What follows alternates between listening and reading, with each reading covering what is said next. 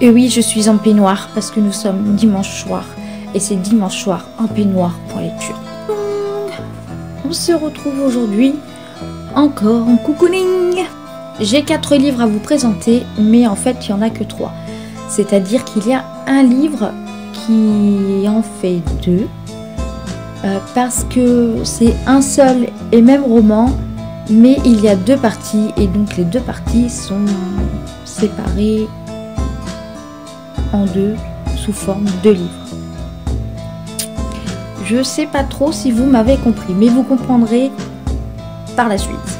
Je vais donc commencer par un livre que vous avez certainement vu sur la chaîne, puisque j'avais fait comme une lecture en direct, un vlog lecture avec Patricia McDonald. Personne ne le croira. Je ne vais pas tellement m'étaler sur personne ne le croira, puisqu'il y a le vlog. Mais ce que j'ai à dire, c'est que donc il y a une partie au tribunal qui est extrêmement longue, mais très longue, bien décrite, mais très longue. Sinon, la partie du passé donc prend pas mal le bouquin. Moi qui pensais au départ que la petite allait disparaître ou quelque chose comme ça, en fait c'est pas du tout ça. Comment vous résumer ça? Donc nous avons Anna et Alan, mais il s'appelle pas, voilà, en fait il s'appelle pas Alan, c'est Anna et Alan, sauf qu'ils ont changé de nom et en vrai il s'appelle donc Anna, sauf que Anna a juste enlevé les H de son prénom et Alan en fait s'appelle Adam. Donc nous avons Anna et Adam, voilà, ils ont une fille qui s'appelle Lisa. Et Lisa a eu elle-même une autre fille qui s'appelle en réalité Sydney, mais dans leur nouvelle vie qu'ils appelleront Cindy. Anna, Adam et Cindy, enfin Sydney, partent refaire leur vie ailleurs. On ne sait pas pourquoi au début, mais quand on commence à être dans la partie du passé, on se doute bien que Lisa ne fera pas partie de cette vie. Pourquoi ? Et c'est là que tourne autour du mystère, c'est que finalement Adam et Anna sont partis pour protéger la petite, mais on ne sait pas pourquoi. Et c'est ce que le roman nous fait découvrir. Alors c'est très brouillon mon résumé, je suis vraiment désolée, mais si je m'étale dessus, je vais certainement en dire plus qu'il n'en faut. Et en plus, il existe le vlog que j'ai tourné et qui en dit peut-être beaucoup trop.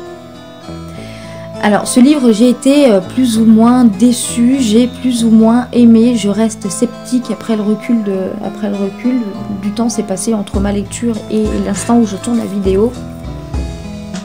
J'ai été déçue dans le sens où je me suis attendue à ce que la gamine disparaisse ou qu'il y ait un enlèvement, en fait, ce qu'il ne s'est jamais produit. J'ai soupçonné plusieurs personnes, je me suis un petit peu torturée pour pas grand chose. Finalement, l'auteur a réussi puisque c'est un thriller psychologique, donc à me tourmenter. Mais en fait, je me suis dit, mais tout ça pour ça. Voilà, j'ai été extrêmement déçue. Voilà, on peut pas tout le temps tout payer. Mais je le conseille quand même de le lire au moins une fois. C'était mon premier Patricia McDonald, il me semble. Mais je vais quand même réitérer l'expérience avec cet auteur-là parce que je ne veux pas rester sur un premier aperçu, sur une déception. Et j'en avais entendu beaucoup de bien. Ensuite, donc, les 2 livres qui sont en 2 parties et qui font un seul et même roman, c'est toi le chat de Laura Trompette. Donc, comme vous voyez, je ne l'ai pas terminé. Je me suis arrêtée donc au chapitre 27 de la partie 2, sachant que en fait là le chapitre s'arrête au chapitre 20 et en fait ici on reprend à partir du chapitre 21, donc on recommence pas du début. Donc voilà. Si il est en 2 parties aux éditions Pygmalion, s'il est en 2 parties, c'est parce qu'il était dans le programme télé et donc il a été séparé en 2 parties. Donc j'avais commencé par la partie 1 qui m'avait emballé puisque je l'ai lu pratiquement en quelques heures. J'adore le côté quand on est dans la peau du chat, quand le chat parle dans son petit langage, parce que je me dis que les chats sont peut-être comme ça, aussi filous, aussi mesquins et moqueurs et en font des tonnes pour nous plaire, nous embobiner et nous font croire qu'on a raison. En tout cas, Harold est un chat comme ça, et très intelligent, et montre qu'il comprend en fait le langage humain, mais essaye quand même de rester à sa place de chat. Donc la première partie, ça a été très intéressant, et le côté de Paul en fait, au début j'ai trouvé intéressant qu'il s'occupe de sa fille tout seul, tout ça, jusqu'au moment où Luna arrive. Donc à la fin de cette partie-là, on est très en suspense parce que du coup, cette fameuse Luna disparaît et Paul la cherche. Jusque-là, j'ai pas de problème, et même pour faire un résumé, c'est un peu compliqué de faire un résumé sur un livre pareil, puisque ça va nous raconter que Paul, sa fille et Harold vont se rencontrer et former une famille et apprendre à s'apprivoiser au fur et à mesure des chapitres. Jusque-là, jusqu'à la partie 1, j'avais été très emballée, jusqu'au moment où j'attaque la partie 2, où il y a cette espèce d'histoire d'amour entre Paul et Luna, où c'est un peu, c'est pas que c'est pas cohérent, mais c'est un peu chiant, parce que elle veut être avec lui, et puis lui il veut être avec elle, mais il pense toujours à sa femme qui est défunte. Alors du coup, il la repousse pour une raison qui n'est pas tellement valable, surtout qu'elle lui propose juste une sortie et il l'envoie chier, donc j'ai trouvé ça un petit peu... voilà. Je trouve cette histoire très longue parce que nous sommes au moment où ils viennent juste de se réconcilier, et donc je me dis que, à mon avis, ça va prendre encore quelques chapitres, le temps qu'ils s'installent ensemble. Mais heureusement, nous avons les chapitres donc du chat d'Harold, qui vient un peu égayer tout ça, qui nous remplit un peu d'humour et de sourire, parce que sinon ce serait extrêmement long et ennuyant, tout simplement. Heureusement qu'il y a les parties du chat pour aérer tout ça, parce que sinon je pense que je l'abandonnerais sans regret. Je l'abandonnerais sans regret s'il n'y avait pas les parties du chat. Donc là je le mets en pause, je ne l'ai pas fini, je vous le présente quand même si je ne l'ai pas fini. Je le mets en pause et je le reprendrai certainement dans quelques temps.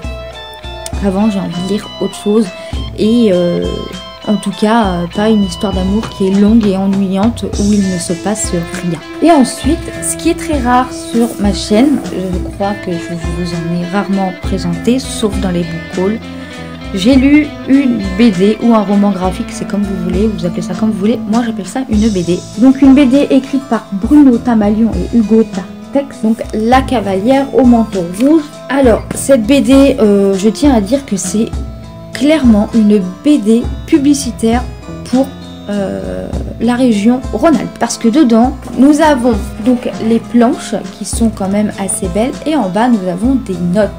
Ma caméra avait plus de batterie, donc du coup on se retrouve comme ça. J'espère que ça fera pas trop moche.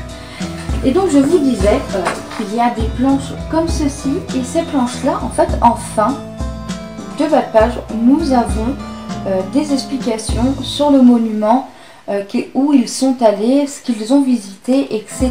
L'histoire en elle-même raconte en fait que c'est... Donc en fait dedans on va retrouver Julia qui a un cheval, et son cheval en fait va simplement disparaître. Et donc Julia, avec l'aide de ses amis, va partir à la recherche de son cheval et en même temps découvrir ses origines, de là où elle vient.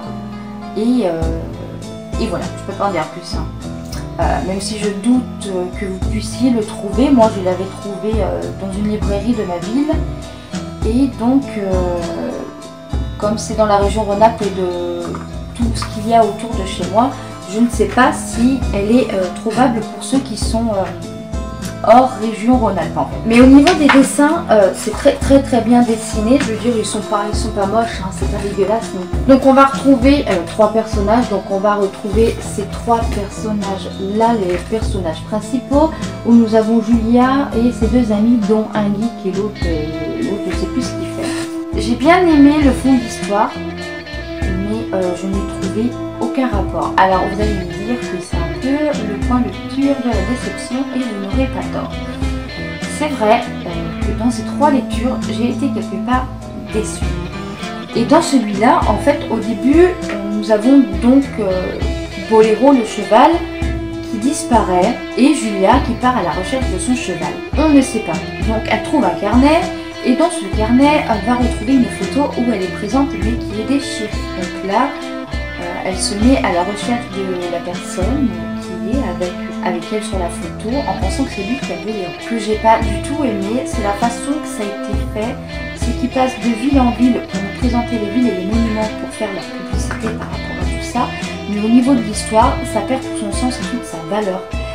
C'est-à-dire qu'ils vont nous dire « Ah bah oui, mais à un moment là, elle est tombée, je sais pas quoi. » Et en fait, j'ai eu l'impression que c'était brouillon, que c'était... Oui, que ça tenait pas la route en fait. Et des fois, on oublie un petit peu le cheval.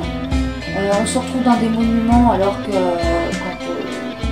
ça n'a rien à voir. Ils font ville en ville en fait pour nous présenter ces villes et ces monuments tout simplement. Et on perd le sens de l'histoire et à la fin, ouais, j'ai été complètement déçue parce que je me dis, attends, elle retrouve, donc du coup elle retrouve la personne. Mais une fois qu'elle a retrouvé la personne, il n'y a rien qui se passe. Elle retrouve le cheval d'un claquement de doigts. Et ça, j'ai vraiment pas compris, j'ai trouvé que ça n'avait pas de sens. Je pense que honnêtement, à part une BD publicitaire, ça n'a pas vraiment de sens parce qu'à la fin on perd des pages parce que ici nous montre donc le trajet qu'ils ont fait ensemble et de tout ce qu'ils ont visité et de tout ce qu'on peut faire dans les villes où ils se sont arrêtés. Mais oui, j'ai été déçue parce que du coup c'était juste ça. C'était juste pour faire leur publicité et rien de plus. Au niveau des dessins, par contre ils sont très très réalistes et moi qui me suis déjà baladée dans les villes qu'ils ont présentées, j'ai trouvé que c'était extrêmement bien repris, bien dessiné et très réaliste et il n'y avait pas là-dessus au niveau des dessins, j'ai franchement rien à dire, que c'était vraiment très très très très bon. Mais l'histoire pour moi perd tout son sens à cause du fait qu'ils vont de ville en ville et ils perdent un peu le fil de l'histoire, ils perdent un petit peu tout. Donc voilà pour mon point de lecture de novembre. Et en attendant de vous retrouver dans une nouvelle vidéo, je vous fais des bisous et on se retrouve très vite dans une nouvelle vidéo. Annyeong!